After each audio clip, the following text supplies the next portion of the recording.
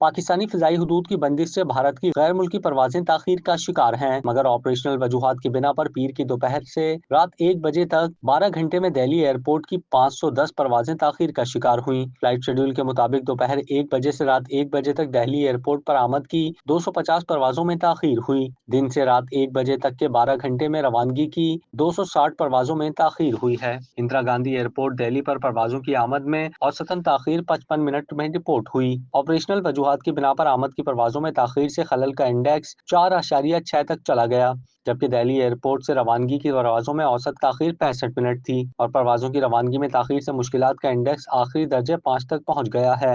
Delhi airport پر سب سے زیادہ اندرون ملک کی پروازوں میں تاخیر رپورٹ ہوئی۔ کیا آپ کاروبار کی تشہیر چاہتے ہیں یا social media plate form manage کرانا چاہتے ہیں؟ تو دیر کیسی، ابھی رابطہ کریں اونلی نیوز کی ٹیم سے۔ ہمارا کانٹیکٹ نمبر آپ کی اسکرین پر ہے۔